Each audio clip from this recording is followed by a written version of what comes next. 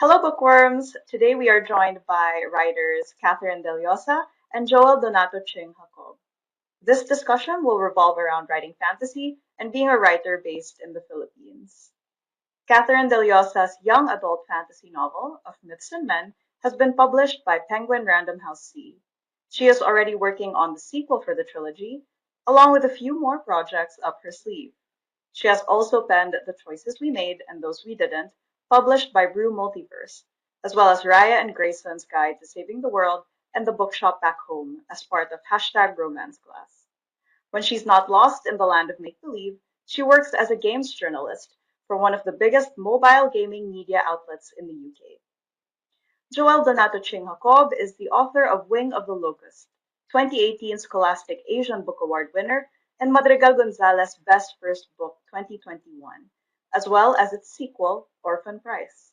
He is an assistant editor for Cast of Wonders at castofwonders.org and an HIV/AIDS counselor. Yes, two full-time jobs and a writer in this economy, right? He lives in Bae, Laguna with his dogs and the cat. Let's welcome the wonderful Kat and Joel. Hi, Kat. It's so great to meet you virtually. We're strangers, so uh, basically this is like a blind date. So, Kat, if we are on a platonic blind date and fully booked, what three books will you recommend to me, your date, so I can get to know you? Hi. So hi Cupcake. Hi everyone. Hi to Fully Book. Thank you for this event. And thank you Cupcake for agreeing to do this with me. It's an honor, truly, really. So okay. So after that, which two books? This one, The Geek's Guide to Unrequited Love, because I am a huge geek. So this book is all about superheroes and comic book conventions. And I think that would probably describe me best in that sense. And then also this one, the emotion thesaurus, the emotion thesaurus. So it's a writing guide of what best to use to describe actions and emotions. So it also Mm. immediately tells the person that I'm a struggling writer. Struggling, yes. So it's a struggle. And this guide is very useful actually. So I don't know. I hope that kind of sums me up. For you, though, I'm interested to know. So my books would be I was going through your reels, and then you mentioned Wild Ah, you Sheep. stalked me. Yeah, Oh my I God, love definitely that. stalking you.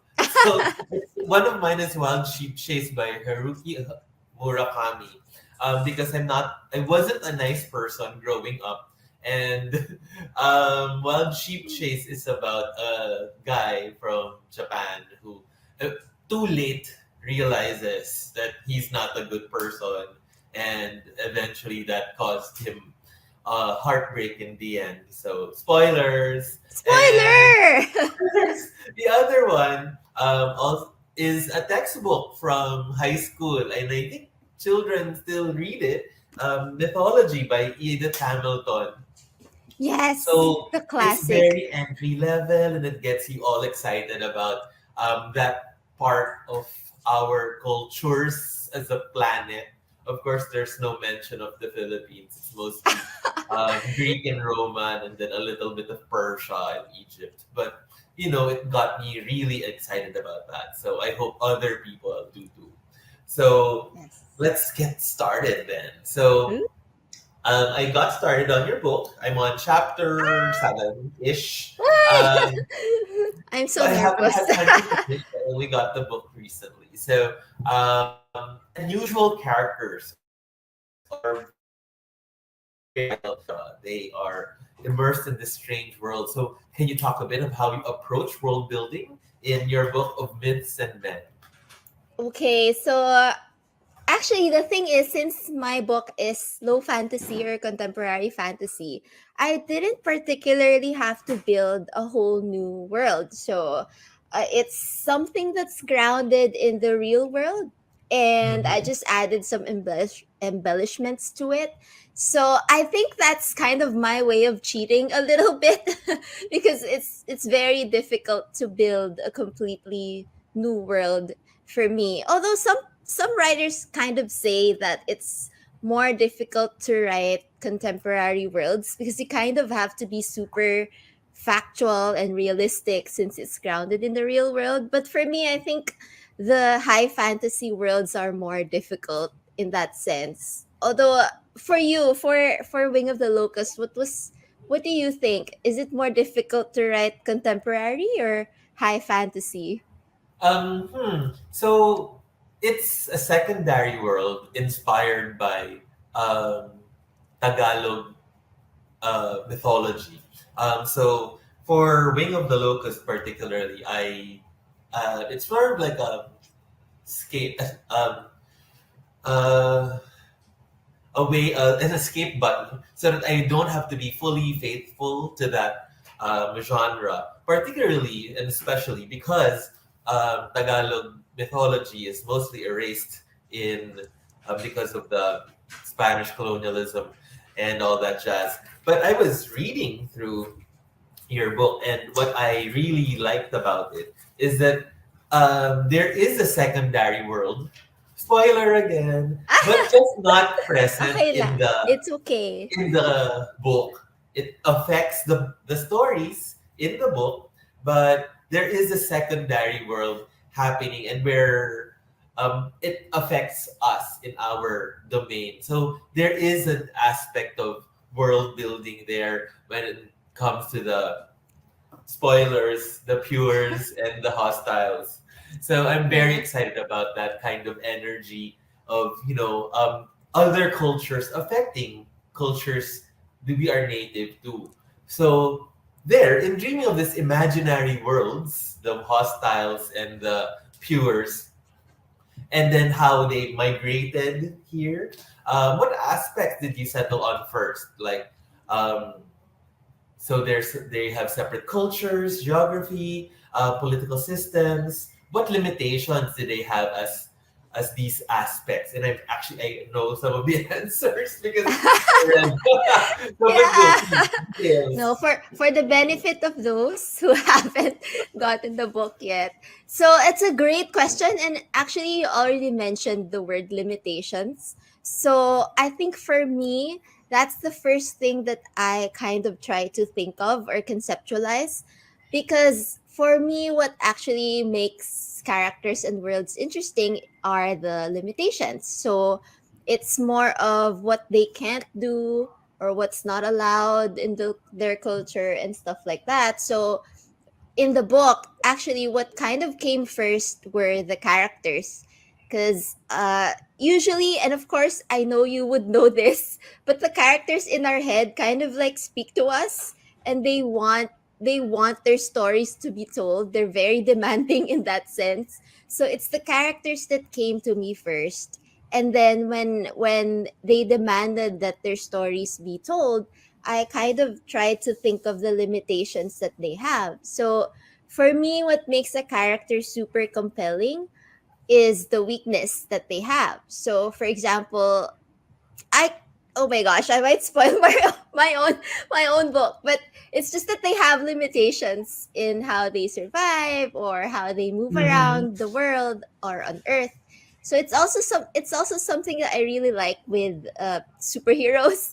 So for example, with Superman, everyone kind of thinks that he's like the best or he can do anything, and but the thing is he has a weakness. And while a lot of people kind of think that it's kryptonite, what's really Superman's weakness is in fact his heart, his humanity, which is kind of ironic because he's not human, but it's his humanity, how he was raised, the things he's not willing to do, the fact that he's not willing to kill. So these limitations are what makes him weaker in a sense. So it's his limitations and it's what makes him compelling. So because I don't want to spoil the limitations for my own characters, I think that's kind of a nice analogy. So if you're someone who's super powerful, you have to have some sort of limitation so that you're compelling and relatable to the readers and the audience. I So would yeah. I would say the same thing. I Before writing my own books, I was very deep into Brandon Sanderson, and then he has the Mm. four rules of magic, and then Yeah, one of the yeah. rules is limitations and repercussions. So when we give special abilities, it must come at a cost, and it must um, it should be limited somehow. And I deeply appreciated how your stories delved into that, and how this hybrid of cultures creates unique characters and creates unique aspects of their identity, but it also gives them, as part of it, their limitations. And I also write in that manner that everything must come at a cost, right? If you've read Yes, The Locust, yeah. I have. There's so much. I mean, the whole book gave Tuan such a hard time. He had to give up so much, and I kind of feel really bad for him in the end. So I can't spoil it, but oh my gosh, Tuan and his sacrifices and what happened to him in the end. It's just gave me goosebumps. So I read Jean Paul Potet's um, books on Tagalog mythology. He's a Swiss anthropologist. Did you do any particular specific research for your novel? And how does research come into play in your creative process? So I think as with any author, it's very very important to do research. So regardless if it's contemporary or fantasy, in my case, even though it's low fantasy, I had to research a lot about mythology as well. So Edith Hamilton, that's a thing. And also there's this fairly recent mythology book. It's called the mythology book. Big Ideas Explained, something like that. Big Is Ideas this the Neil Explained Gaiman one? plainly. No, it's not. It's kind of huge. I bought it in fully booked in Santolan. So that was part of my research as well, cuz I really liked it because there were different, it wasn't just Greek and Roman, just like with Edith Hamilton. So it had different regions as well. And that was part of it, but mainly my main research was about video games. So because Oh. oh yeah, so because of Myths and Men, it's kind of structured. I kind of specifically tried to structure it in a way that it kind of plays like a game, specifically a role playing game. So usually, right, you kind of embark on this quest and then form your party of different classes. So there's going to be a mage, a healer, a tank, a melee fighter, and then you go on this quest to save the world. So there are a lot, and there are a lot of side quests along the way. So side quests that are kind of necessary for you to progress. So The that's Fetch. yes, the fetch quest. I don't think, do I have a fetch quest here? I think I should have paid tribute to the fetch quest and the escort quests. So yeah. So that's what I tried to do. It's heavily influenced by the Uncharted series. So there was a movie that came out recently with Tom Holland and what's the name of that guy? Mark Wahlberg. Yeah, so there was a Oh, that movie that came one. out recently. Yeah.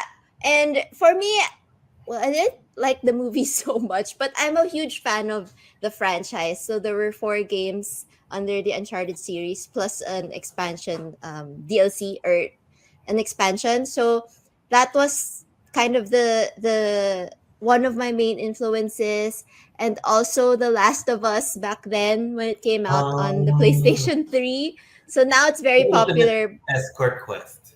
Ultimate Escort Quest, yes. The whole the whole game is an escort quest. And then also this game called StarCraft from Oh, yes. Blizzard. It's an old game, right? It's old, but I really like it, and it's kind of one of the influences as well. So there's a fictional game inside the book called Nebula Battles. that Ava, the main character, and this one of the guys that she likes, they bond over that. So Nebula Battles is a little bit influenced by StarCraft. And while I didn't have to do too much specific research on them, because as a games journalist, I kind of do games as a living, but I had to make sure that I hit the beats right. So that was the that was the more uh, intense kind of research that I had to do for gaming. Sorry, I think I kind of geeked out a bit. No, Did I'm I answer geeking the out as question? well because in my own writing, I think one of the first things people recognized was that they're a party. There's Lixie the Rogue, there's Tuan the Yes, Spellcaster, and then Gilas the the big tank, bulky the fighter, the melee. tank. Yeah. And then I told in a previous interview with Fully Booked how I write my combat sequences is that I make a game and I invite my friends to play D&D, and then we That's play the cool. game, and then if there's things that happen, oh, things go wrong, because sometimes when it's in your head everything's going right, but that's not exciting. So what's exciting is when things go wrong, and the best way to make things go wrong is to ask your friends to play D&D with your made up characters. Oh, that's a So great strategy. yeah, so I guess Mm. that can also work with, these games. The Zergs are not necessarily going to cooperate with you all the time, I right? love it. Yes.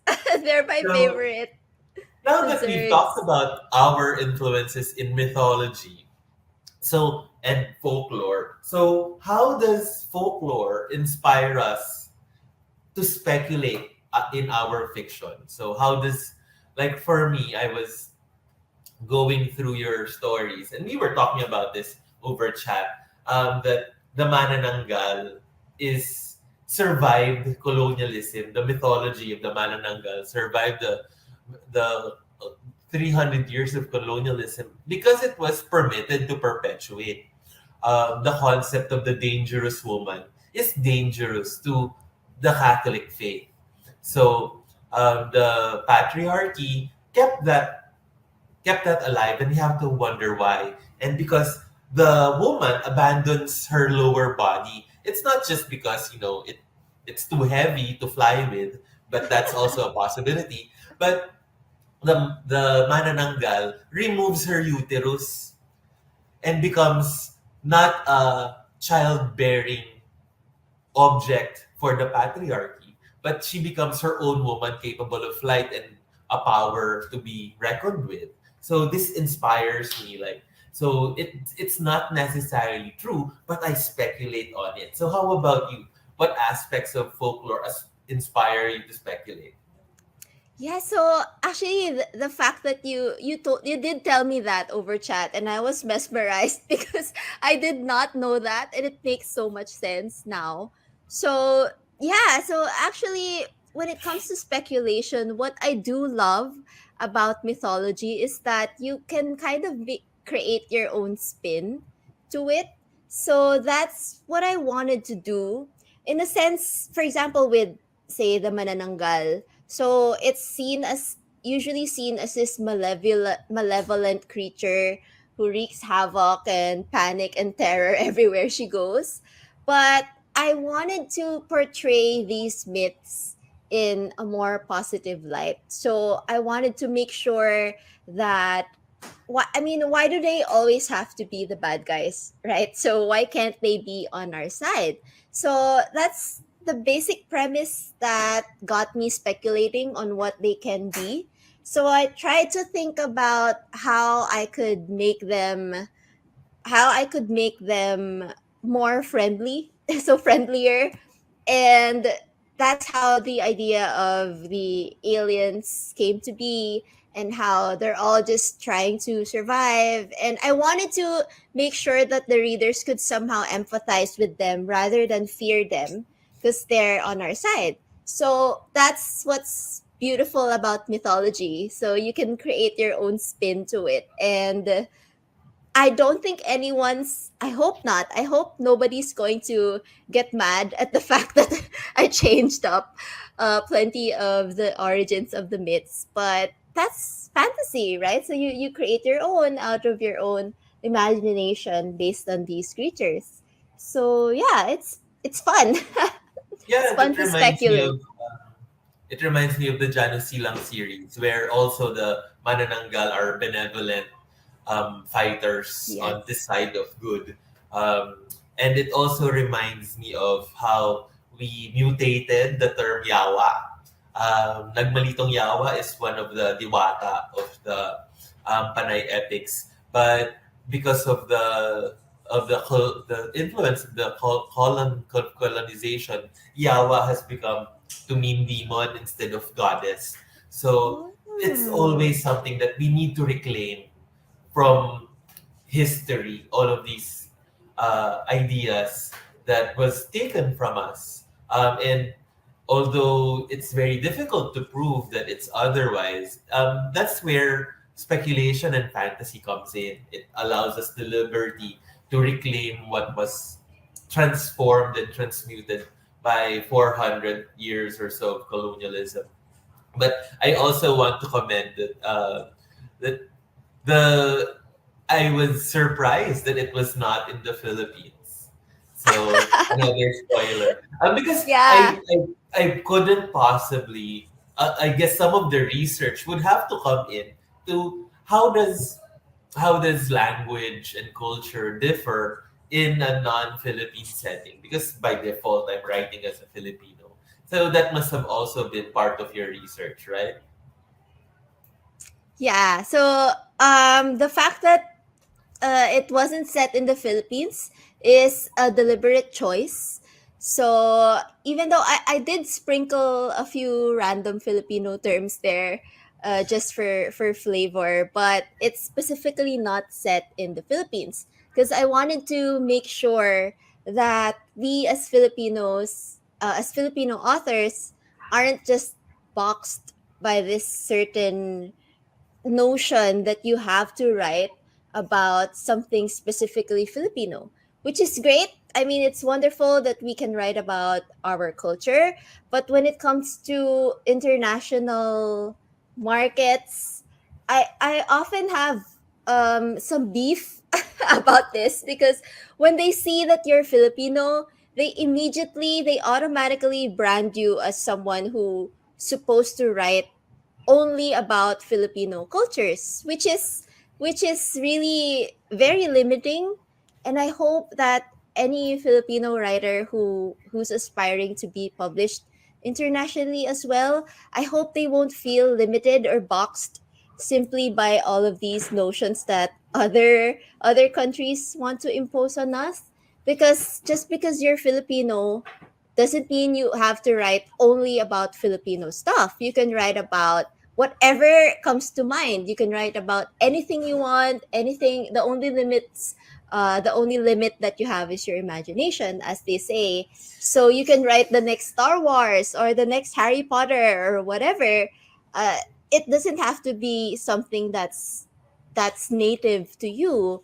And actually, this I always remember this thing that my one of the other Penguin authors, Eva Wong Nava, she said that she doesn't like the term authors of color because it already automatically brands you as someone who's not part of the larger group. So if you're an author of color, it gives you this brand under you. So we should just be called authors and not authors of color. We noticed that your stories of Myths and Men was heavily influenced by video games. So, what other aspects of multimedia are you inspired by? And are there any fantasy writers that you felt paved the way to get you into the genre? And were you exposed to it through other forms of media, like you mentioned movies earlier? So, let's talk about your influences. Yeah. In particular, so there are a lot of movies that are YA fantasy because it's all the rage right now, actually. And when it comes to books, it's hard to it's hard to enumerate each one, but probably the very first one that influenced me was, of course, Harry Potter, because that's I think that's gave that kind of young adult fantasy genre its push. So all seven books, regardless of how we feel about J.K. Rowling at the moment, it's her books, it's the Harry Potter books that really kind of maybe gave birth to that kind of generation of fantasy for young adults. So that's very much an influence, even though there isn't really any magic in Of Myths and Men, but that's part of it. When I was in high school, uh, that was Harry Potter was one of the influences that I wrote fan fiction for. So I wrote a lot of fan fiction back then. And I wrote about anime as well. So I have a lot of anime influences. So I started writing fan fiction under fan fiction of Harry Potter and anime shows. So there are a lot of influences there as well. And I know that fan fiction kind of gets a lot of flack for being unoriginal or something like that, but for me that's how I learned. So that's how I learned to practice the craft. So I don't think fan fiction should be put down. You know, it has its Yeah, own merits. Yeah, so fan fiction is a great tool to train yourself, and I love fan fiction. So there, I yeah. started writing fan fiction. For Harry Potter. And then after that, it's just there's a lot. There's so much. And of course, the main influence are video games, which I already mentioned a while ago. So yeah. Starcraft. So Yes. I'd How have to about for you? agree. So my main influence that got me into writing was this movie, The Last Unicorn. It was produced by by the studio that would eventually become um, Disney and Studio Ghibli. So and then it turned out to be a Oh. book. I discovered much later that it was a book, and I bought the silver edition copy of The Last Unicorn by Peter S. Bagel in fully booked, but it's now out of print. So that was like decades ago. Um, but I'd have to agree with fan fiction. A lot of I wrote a blog that's now defunct of Pokemon fan fiction. Uh, I yeah, love Pokemon. so Can and we I'm can still we into see that that bug blog? genre. I'm still into that catch your bugs and use them for combat. Pokemon. So there. Um, how about so I got discovered through a contest like write to me, I'll write to you. Ironically, by the editor of J.K. Rowling. Uh, so so I was discovered, and then I won this Classification Book Award. So that's my very public story of how I became a published writer. How about you? How did you become a writer? Have you always thought of doing so, or did it come to you as a surprise? I know that you have a writing group, so let's talk about that. Yeah, so I've always wanted to be a writer since I was probably 8 years old. So I've talked about this in a separate interview before, but my very first story was about this girl who could turn into a chicken. I don't know why she could turn into a chicken, but she that was kind of her power, and she was a villain, so she turned into a chicken and terrorized everybody around her. So that was my very first story. And I wrote it down, handwritten, on letter sized paper, folded it, stapled it, and forced my whole family to read it. And I just felt like I really like words. It's a little odd, but I I kind of fell in love with words. So maybe because I was also a voracious reader when I was a kid, so that was a big influence. And then I started writing fan fiction, and then eventually tried to learn as much of it as I can. So I'm not professionally trained when it comes to writing, although I wish I were, but I'm not. So I tried to attend courses, read a lot of books on writing, so kind of trained myself, and then practiced writing on my own. Eventually I stumbled into our community called Romance Class. So it's a Filipino, yay, romance class. Shout out. So it's a community of Filipino authors who write romance in English. And they're a wonderful community. Everyone is super talented. Oh my gosh, the talent in that community. So we kind of support each other in terms of writing and marketing and selling and all that jazz, because we're all indie writers. But the thing is, with romance class, you have to write romance that's contemporary. So there's definitely no space for of myths and men there. So it's not something I could do on my own. So for a very long time, for many, many, many years, I tried to query. I queried to different agents as well, and it's very daunting and heartbreaking because I have an Excel sheet of all of my rejections. And eventually for Penguin, it was actually also Mina Esguerra, the moderator of Romance Class. She had a friend who I think it was Miss Honey de Peralta. Peralta. Yes, yes, yes. So she had Honey de Peralta, yes. So I met her online, but I haven't met her personally. It's very tragic. So I met she kind of posted a call on her Facebook page, I think, Mm. which Mina shared to Romance Class. So she said that Penguin is open to submissions. So if you have anything, just try.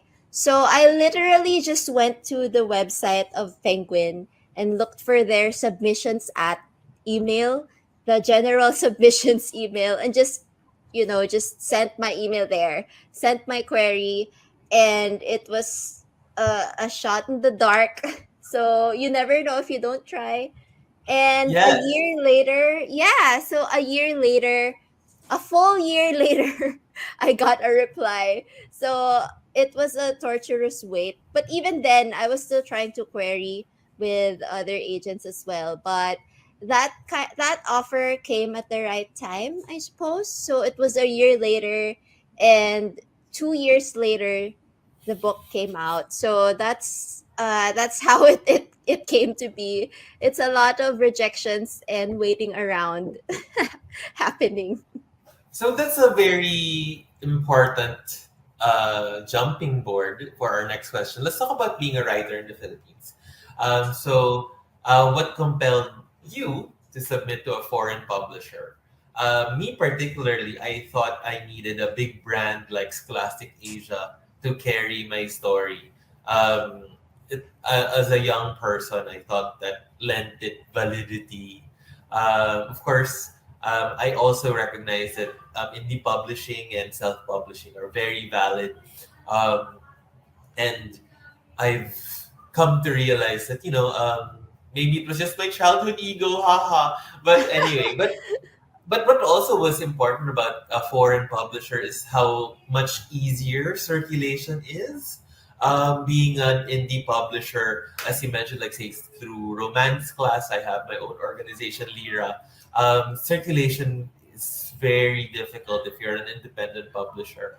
But through Classic Asia and Penguin Southeast Asia, we are both enjoying a bigger market because of Fully Booked and other brick and mortar bookstores. So, how about you? What are your experiences about being a writer in the Philippines, and what compelled you specifically to submit your manuscript to Penguin Southeast Asia?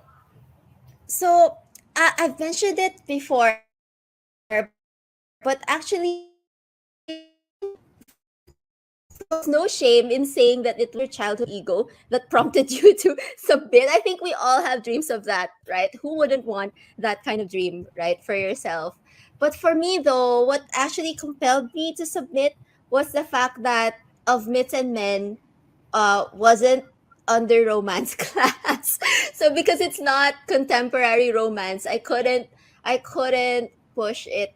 I couldn't push it forward under romance class. So it sounds really shallow right now, but that was what compelled me to do that. So if I couldn't uh, write it or publish it independently under romance class, so I had to look for other means. So, and of course, I couldn't do that just under my own name because I'm not really anyone super, Famous. I'm not really famous. Yeah, I mean, who would want to buy a random book about this, and especially because it's a little bit of an oddball with aliens and it's fantasy slash sci-fi. So it's very, I knew it wouldn't work if I published it all on my own. So, and because I couldn't publish it independently under romance class, I tried to pitch it to other publishers, and I did actually get a few requests from agents, partial manuscript requests and full requests. And there was one agent that I actually almost signed with, but there were a lot of pros and cons that I mulled over to myself. And then eventually, of course, when the offer came in from Penguin, it was kind of serendipitous. So it came at the right time also as well. And I'm very grateful because, as you said, so there are certain things, for example, like with circulation, that we can't do ourselves. So that's Mm-hmm. something, of course, that the international publisher can do for you. And again, it also gives you sort of a new family when it comes to other authors and people that you otherwise wouldn't have known, even if it's just virtually. So it's a nice experience. It's a nice way to not only put your work out there, but also to get to know all of these people from different backgrounds as well. Since it's an international publisher, it's the people. Now, so you mentioned that you have Penguin Southeast Asia now attached to your name. What sort of pressures do you feel to represent Filipino, not just as a culture, but as a writing scene? Yeah, so actually, a while ago, I did mention that I wanted to make sure that Filipino authors could write whatever they wanted to write. So it Mm-hmm. doesn't have to be specifically Filipino. But Mm-hmm. that also doesn't mean I'm discounting the fact that you should write about Filipinos. So I'm kind of contradicting myself. I am actually working on a manuscript right now that's separate from the Of Myths and Men trilogy, and I can't say much about it yet. It's also under Penguin, but this one is extremely Filipino. So it's contemporary and it's set here in the Philippines. Again, it's about games. So this one is very, very, very Filipino. So I guess my point is that you can write about Filipino flavor as an internationally published author, because of course you want to make the Philippines more known, make the scene more known in that sense in a global market, but you can also choose not to. So it's important for you to be given that choice. So just because you're Filipino doesn't mean you're boxed under that category. Mm-hmm. You do have the choice. So it's the choice that's powerful. You can write the next Star Wars if you want to, or you can write about something extremely Filipino. So that's up to you. It's up to whatever you want to write. I'm And going to disagree with you, but go ahead. agree with you in a way. But it's not, we're not obligated to write about Filipino culture, but being Filipino naturally emerges from us because it is the culture that built us as people.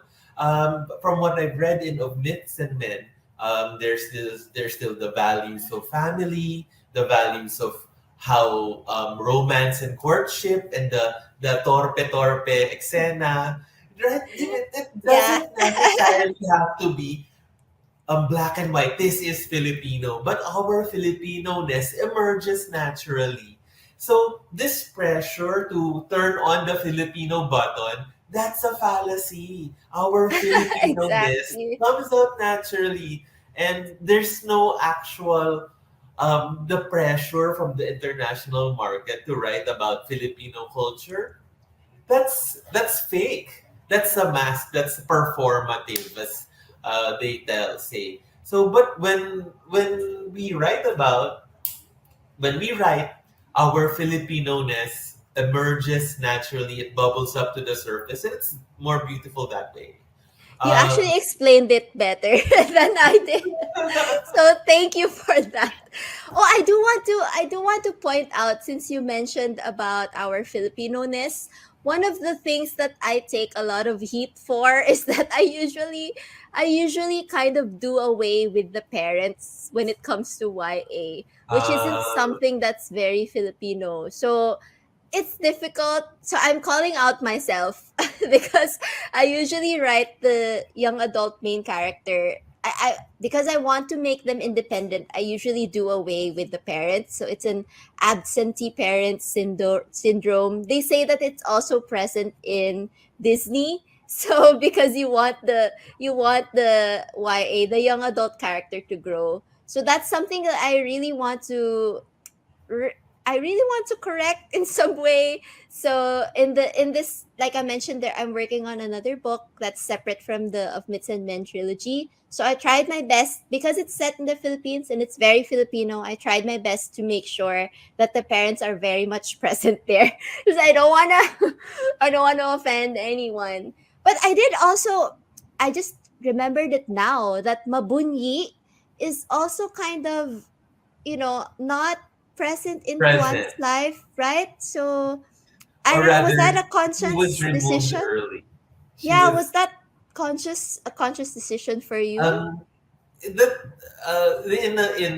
in writing. So because I'm more classically trained as a I writer, it's I called know, that's why depopulate. I feel like this is such an honor to So be it's doing called this with you. depopulating the scene. So it's an actual trope in literature, depopulating the scene. For instance, the conflict of Hunger Games would never have happened if they had proper parental support. The conflict of Exactly. Harry Potter would never have happened if they Yeah. had proper parental support. So it is through the absence of, proper parental Yes. support that, these YA stories happen. Um, so yes, Thank you for that, for reassuring me. I'm doing the right so thing, maybe. we did the right thing. But their presence will return eventually. And then I think there was this meme, right, about the mother dies, but she's not really dead, but she dies again. Yeah, I saw that I saw on that TikTok, I think. Yeah, meme. it's true. but Sorry, it's a trope. and we among our peers, we share the scene with lots and lots of talented writers. There's no shortage of talented writers here, so many of them want to get their foot into that publishing door. Any tips that we could share to publishing writers? I'll give mine. Look up on Google. Look up submissions grinder. So with an E, not grinder, Grinder, Grinder. Submissions grinder. It's a website where you can set up an account, and it's a list of um, publishers that accept submissions. So paying, you can there's a search engine. You can search for paying markets. You can go for any markets, and then you that opens the door to a lot of opportunities to get yourself published. Another one is the website paniticon.ph. That's more of the local publishing scene. So young aspiring writers should look into those two websites so that they can find out where to submit their work. Kat, how about you? Any tips? So for me, the most important thing first is to make sure that you hone your craft, because that's the weapon that you're going to wield before you even hope to submit. So make sure that you hone your craft. So there are a lot of books like this book that I mentioned a while ago, The Emotion Thesaurus. And also there are a lot of online references that you can check. Writer's Digest, Read C. So they often offer free online courses on writing.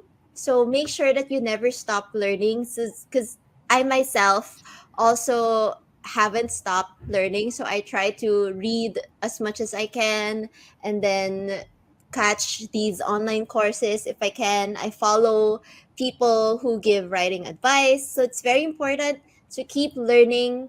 And then when it comes to the actual publishing scene, you have to make sure that you keep your tribe close, because as you would know, writing is a very solitary experience, and it really helps if you have like an author support group that you're in, not just to share your woes or panics about deadlines, but also to learn from each other and to support each other when you're down, celebrate Yeah. your successes, no matter how small. So it's very important. So again, shout out to romance class, and And also shout to out to the Lira. I also have a writing group. So that's a very yeah, valid point. I think bouncing your ideas. Criticism from strangers can hurt, but criticism from friends is genuinely coming from a place of kindness. So they really want what's best for you. So when you yeah, have a peer group like romance class or Lira, to read your work before it goes out there for public scrutiny. This is very important. Yes, I agree. yeah. And also for the penguin family. So it's a new family for me. And it again, it's everyone is from very different backgrounds, and they all have their own writing style. So you also learn from them and you support each other. So these tribes are very important. And for me, of course, the big guy up there. So that's important. Just don't ever forget where you're from, because yeah, that's very important for me. So yeah. Okay, so I'm really excited about this one. I'm currently reading Of Myths and Men. I'm on chapter 7, so I hope to finish soon. But as soon as I'm done, I'm going to read Charlie Jane Anders' Victories Greater Than Death, which is on sale at Fully Booked. I'm going to Ooh, go to Fully Booked as soon as possible because it's 50% off. So, how about you, Kat? What are you reading at the moment? I am. It's nothing too intellectual, but I am reading. I'm reading this. So vampires, hearts, and other dead things. So it's I tend to try to keep myself in a similar headspace with what I am writing at the moment. So because I'm writing something contemporary and YA for my next book, I try to read something that's kind of similar, not in themes or anything, but just in the same genre to keep myself in that headspace. So that's what I'm reading. But actually, this one is about a girl whose father has a terminal illness. So she embarks on a quest to look for a vampire in hopes of making her dad live forever. So it's an interesting premise. But after that, I have something lined up as well, which is The Cat Who Saved Books. I bought it from Fully Booked last month, and it's still sealed. I want to get to that next because I've heard such great things about it. But I can't finish it right now because like I mentioned, I'm working on something that's similar to this genre. So I have to stay in that headspace. It's kind of a quirk. Do you have something like that? That when you're writing, you have to have certain things around you to influence I you? need to not be at home. I wrote Wing of the Locust in La Union. I spent Oh, 6 weeks in La Union, and then I wrote Orphan Price in Dumaguete. I spent 3 weeks in Dumaguete. I plan everything, ah. and then everything else I just hunch down in front of a computer and then just vomit the words, and then bahala na si Batman. I'll just proofread it later. I'm a So there, we're coming to an end. So thank you, Kat, and everyone for joining us today. I hope you all enjoyed listening to our discussion about fantasy writing. And don't forget to grab a copy of Myths and Men from www.fullybookedonline.com. And that's where you get my books too. And Yay! stay safe and keep on reading.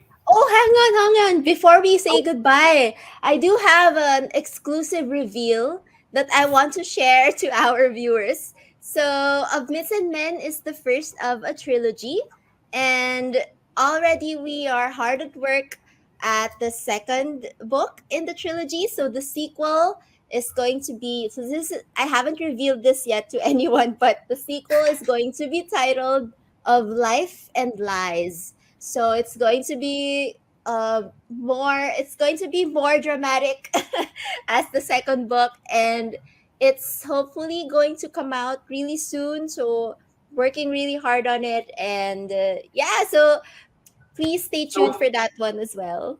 So this is a trend, like the alliteration of the blank and blank with two words starting with the same Yes. letter.